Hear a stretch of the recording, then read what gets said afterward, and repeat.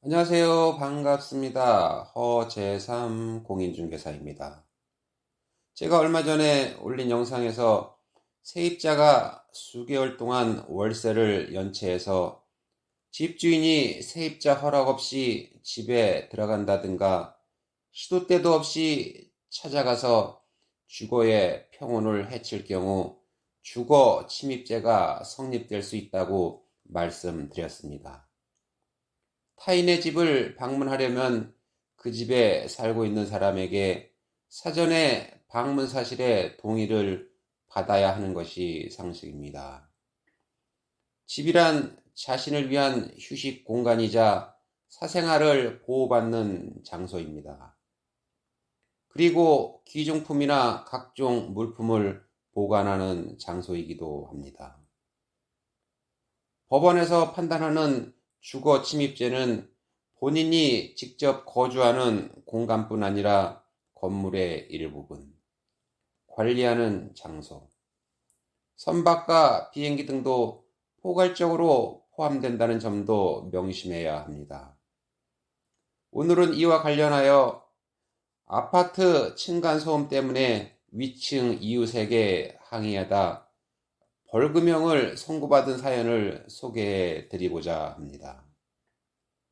본격적인 영상 시작 전에 구독과 좋아요 부탁드립니다. 더 좋은 영상으로 보답 드리겠습니다. 지난 11일 서울중앙지법 형사 12 단독 송승훈 부장판사는 폭행 및 주거 침입 혐의로 재판을 받아온 60대 여성 A씨에게 벌금 100만 원을 선고했습니다. 과연 이 여성에게는 어떤 사연이 있었던 것일까요? 그러면 사건 속으로 한번 들어가 보겠습니다.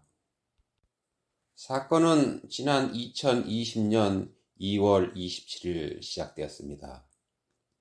평소 위층에 사는 세입자의 아이가 집에서 뛰어놀며 발소리를 낸 탓에 A씨는 위층에 대해 안 좋은 감정을 품고 있었습니다.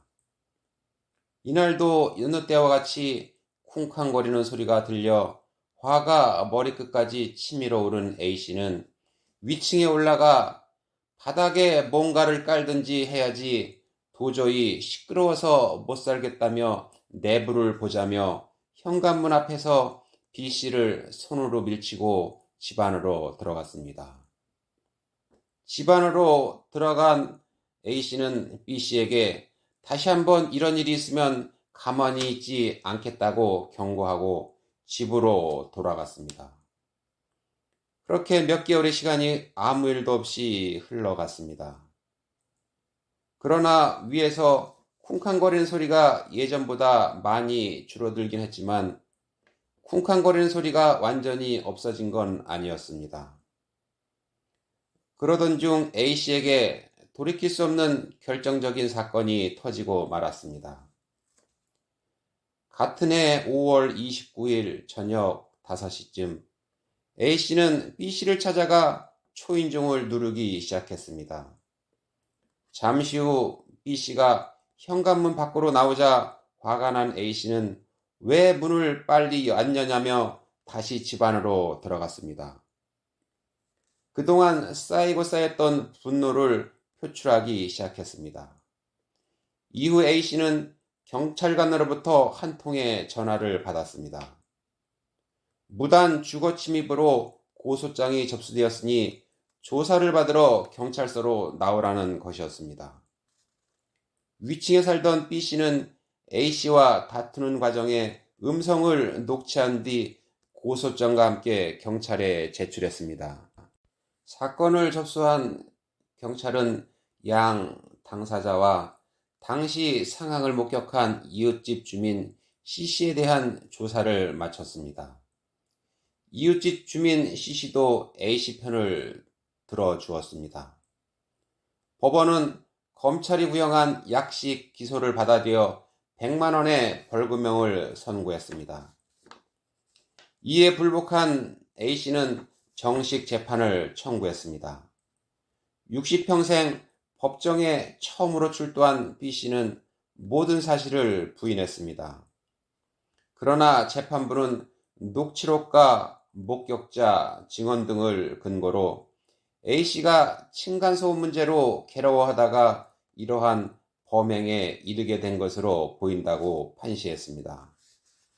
또한 재판부는 B씨가 A씨의 처벌을 원하고 있고 A씨 또한 어떠한 반성도 없는 점을 들어 약식명령 벌금 100만 원을 선고했습니다. 네, 오늘은 아파트 층간소음에 말씀드렸는데요. 비단 이 사건뿐만 아니라 층간소음 때문에 폭행이나 심지어 살인까지 발생하는 경우를 우리는 뉴스를 통해 접하곤 합니다. 저도 세종시에서 부동산 중개업소를 운영하면서 관리하는 원룸 건물의 세입자들로부터 층간소음에 대한 민원을 많이 청취하고 있습니다. 주거는 우리의 평온한 공간이자 하루 일과를 마치고 재충전을 하는 쉼터이기도 합니다. 주거 형태를 불문하고 역지사지의 심정으로 타인을 배려하는 마음이 필요할 것 같습니다.